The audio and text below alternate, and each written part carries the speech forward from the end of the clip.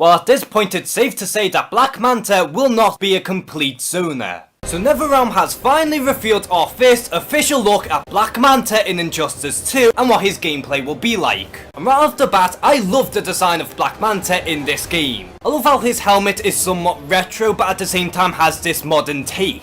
And it still comes across as very sleek looking. Now right off the bat, it seems like Black Manta will be a very up close and personal type character, as he will be very reliant on his daggers, which is Black Manta's main form of weaponry, which he can either use for straight up combos or some devastating grabs, which utilizes the character's brutality from the comics. But not only that, Black Manta also has a sort of teleporter move in that he could rise from the oceans and do a straight up uppercut, which kinda reminds me of Noob Saibot from Mortal Kombat, and that is a nice touch. Also, Black Manta is capable of floating around the stage, which he can either go back down and use his daggers some more, or could even use some of his projectiles. And speaking of projectiles, Black Manta has a wide variety of them at his disposal, such as his traditional rockets, which are similar to sectors, and the connections to Mortal Kombat doesn't end there, as Black Manta can also use his harpoon gun and drag his opponents back towards him so that he can do more personal damage, much like Scorpion's iconic spear attack.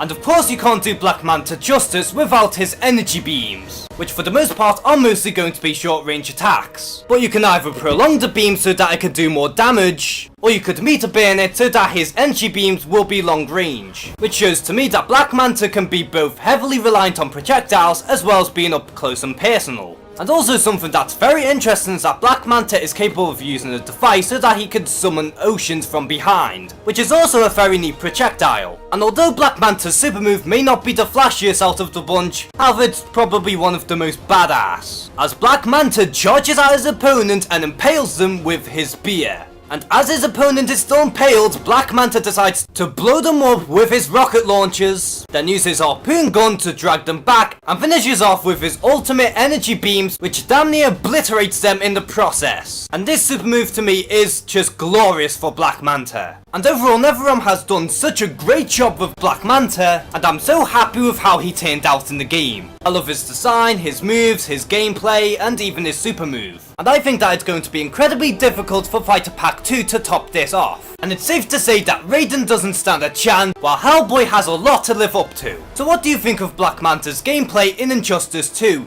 And are you hyped to get the character when he finally comes out? Comment below and share some thoughts. And as always, thank you guys for watching this video. Please like and subscribe. Take care and have a good one.